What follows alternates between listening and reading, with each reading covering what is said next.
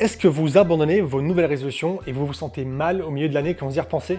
J'imagine que oui, et vous n'êtes pas les seuls. Dites au revoir aux résolutions qui durent 2-3 semaines parce qu'à la fin de cette vidéo, vous aurez un plan d'action pour réussir à garder vos résolutions dans le temps. Je me suis penché fortement sur le sujet car j'en pouvais plus d'avoir ce sentiment de ne jamais avancer comme je le voulais. Et peut-être que cela vous est déjà arrivé quand vous y repensez, à un moment où vous abandonnez dans l'année et vous vous dites à ce rythme-là, quand est-ce que je vais devenir la personne que j'ai toujours voulu être? Quand est-ce que je vais gagner tous ces millions? Quand est-ce que je vais devenir célèbre? Perdre tous ces kilos? J'ai décidé de vous partager ce que j'utilise depuis 2-3 ans qui fonctionne pour moi mais aussi pour beaucoup d'autres personnes avec qui j'ai pu voir des résultats concrets, notamment lors de coaching. Pour ceux qui ne me connaissent pas, je suis Mathias Serra, je viens du monde réel puisque j'ai automatisé ma société dans l'import-export à plus de 80% et je suis convaincu que votre réussite sera proportionnelle à votre productivité dans les années à venir. C'est pourquoi j'échange ici autour de la productivité, l'organisation, mais également le développement personnel.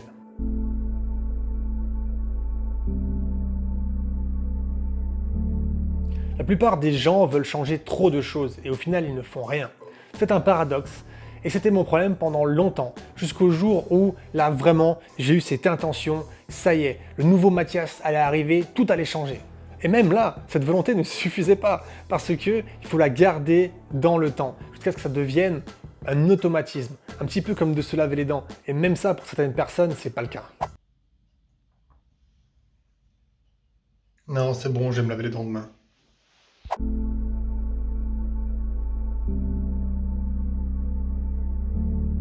Il y a plusieurs raisons qui font que vous n'arrivez pas à tenir vos résolutions. La première, c'est que vos résolutions ne vous correspondent pas. C'est-à-dire, vous décidez de perdre des kilos parce que ça fait bien dans la société, mais au fond, vous ne voulez pas, ce n'est pas important pour vous. La deuxième raison, c'est que vous ne savez pas pourquoi, vous n'avez pas une raison forte. Vous décidez de commencer à méditer parce que c'est tendance, mais sans avoir un réel problème qui vous donne la niaque pour changer.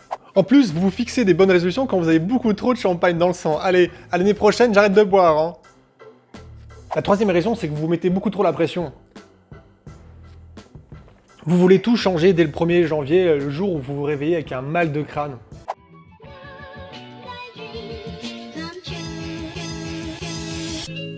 Donc, pour garder ces bonnes résolutions, c'est très simple quand on y pense. Il suffit d'éviter de faire ces erreurs que tout le monde fait. Pour illustrer comment j'ai évité la première erreur, laissez-moi vous expliquer comment j'ai commencé la méditation. J'avais des problèmes de stress, j'arrêtais pas de penser, j'arrivais pas à dormir et puis il arrivait parfois que j'avais du mal à m'endormir. Et j'ai entendu dire que la méditation permettait de se calmer, d'être moins stressé pour quelqu'un qui, comme moi, va à 200 km/h. Et donc du coup, je me suis dit, tiens, ça pourrait être assez intéressant, je vais commencer à méditer. Mais ce pourquoi n'était pas assez fort.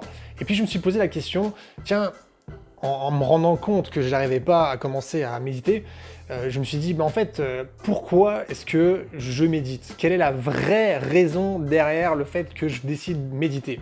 Puis j'ai vraiment pensé très long terme. Et je me suis rendu compte que finalement, si je méditais souvent, ça me permettait d'être moins stressé. Ça, c'est la première raison. Le fait d'être moins stressé, qu'est-ce que ça va faire sur le long terme? Ça va faire qu'au final, je vais être en bonne santé. Et quelle est la conséquence d'être en bonne santé finalement? C'est de vivre plus longtemps. Et donc du coup, là je me suis dit, waouh, je vais méditer pour vivre plus longtemps. Ça, c'est vraiment un pourquoi très puissant.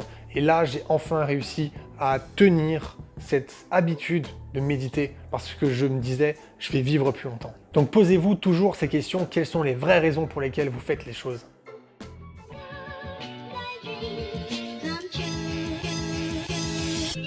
Donc comme moi, pour savoir pourquoi vous voulez du changement, posez-vous des questions qui vous inspirent. Et connaissez-vous la différence entre l'inspiration et la motivation? La motivation, ça vient de l'extérieur. Donc c'est typiquement un youtubeur qui vous promet de changer des choses en 30 jours, de devenir riche en 10 jours. Donc souvent, voilà, ça vient de l'extérieur. Alors que la motivation, ça vient de l'intérieur. C'est le feu sacré. Pour trouver ce qui vous inspire, j'offre aux 1000 premiers inscrits à ma newsletter un document avec même 4 documents, avec des dizaines et des dizaines de questions qui vous aident à vous construire une vision et à définir ce qui vous inspire. Plus besoin de lire des livres ni de suivre des formations, vous avez tout en quelques minutes, alors mettez-y de la valeur. Je pourrais continuer la vidéo à vous poser des dizaines de questions inspirantes, mais le fait de les avoir sous les yeux, selon moi, ça vaut mieux que 1000 discours.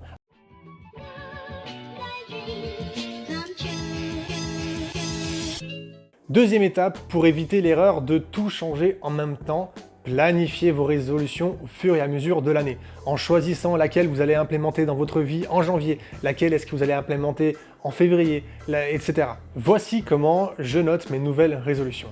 Après avoir fait mon bilan l'an passé, j'ai identifié plusieurs axes d'amélioration dans ma vie. Voilà, à présent vous voyez mon écran et je vais vous montrer comment je me fixe mes nouvelles résolutions. Je vais le faire avec vous. Et pendant longtemps, j'ai utilisé Word pour le faire. Et comme je suis quelqu'un d'assez ambitieux, j'avais des dizaines de nouvelles résolutions à l'année. Et puis comme on l'a vu tout à l'heure, il faut pas se mettre tout en un coup en janvier. Il faut voilà, se mettre en place certaines routines en janvier, en février, en mars, etc. Et c'est vrai que suivre ce genre de choses dans un Word ou même dans un Excel, c'est un peu le dawa.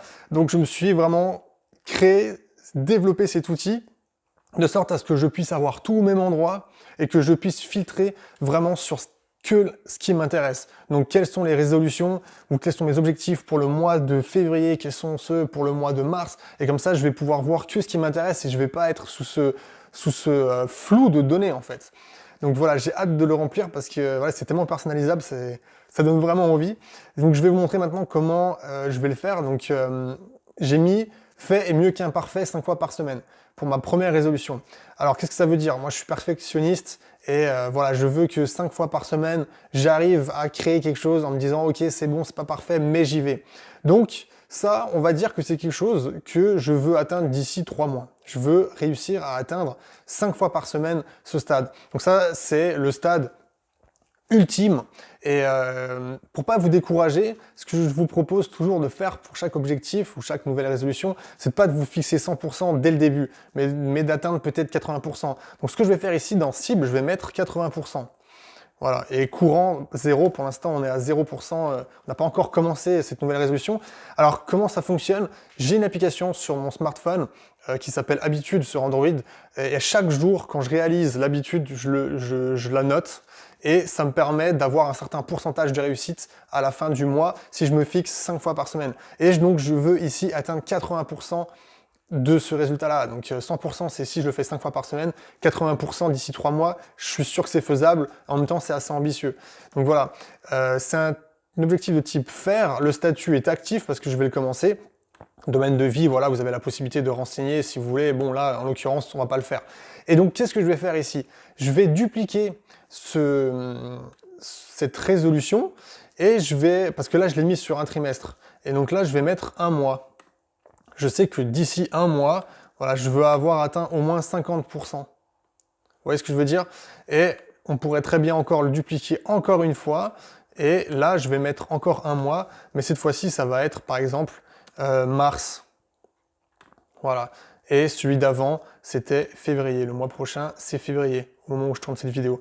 Donc voilà un petit peu comment d'ailleurs je vais pouvoir faire ma revue après au mois. Et celui-ci, il n'est pas encore actif, il est en attente, puisque c'est pour le mois de mars.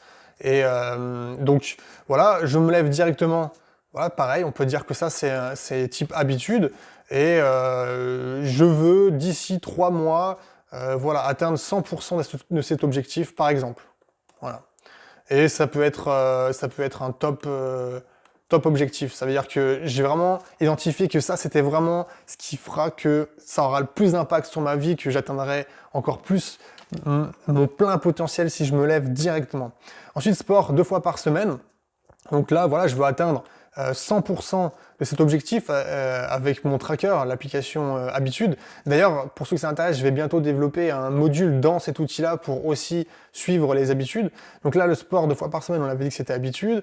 Et ça, je veux le faire d'ici 1 an. Voilà, on peut dire que c'est actif. Et concernant cet objectif-là, par exemple, je pourrais très bien l'ouvrir et noter plein d'autres choses. Par exemple, le sport, pourquoi est-ce que je le fais? Et là, je vous invite vraiment à aller à fond dans le détail. Toujours plus vous saurez pourquoi vous faites les choses et plus vous aurez la motivation, l'inspiration dans le temps. Donc là, je pourrais dire pour être en meilleure santé, pour vivre plus longtemps. Donc voilà comment ça fonctionne. Et le jour où vous avez un petit besoin d'inspiration, vous cliquez là, vous allez regarder vos pourquoi. D'ailleurs, ils apparaissent aussi ici. S'ils n'apparaissent pas là, on peut très bien ajouter ici dans Properties le fait d'afficher le pourquoi. Et il va apparaître maintenant ici. D'ailleurs, ici, on voit que je peux trier sur différentes vues, les objectifs au mois, à l'année, etc. Donc c'est ce que je vous disais, c'est permet d'aller vraiment straight to the point, directement droit au but. Ensuite, nettoyage de printemps effectué. Voilà, ça c'est un objectif où je vais mettre 1, ça veut dire est-ce que c'est fait ou pas. Et ça, je veux le faire pour le mois d'avril environ. Donc je vais mettre 3 mois. Mais là, pareil, je vous invite à mettre un rendez-vous dans votre agenda pour faire ce genre d'objectif-là. Et là, je pourrais très bien renseigner aussi pourquoi, voilà, pour devenir minimaliste. Voilà, en l'occurrence, c'est un de mes buts. Voilà, je viens de vous montrer comment est-ce que j'élabore mes nouvelles résolutions ou comment est-ce que je me fixe mes nouveaux objectifs plutôt et que je m'assure de les atteindre au cours de l'année. Si cet outil vous intéresse, vous trouverez le lien en description de la vidéo. Sinon, si vous avez apprécié cette vidéo, je vous dis d'ores et déjà merci. Merci de la repartager à quelqu'un qui en aurait besoin. C'est un beau geste de votre part si cette personne reprend sa vie en main. Et si vous utilisez ce système, faites des print screens et taguez-moi @MathiasSerra sur Instagram, je reposte. Allez, on se retrouve demain pour la prochaine vidéo. Ciao, ciao.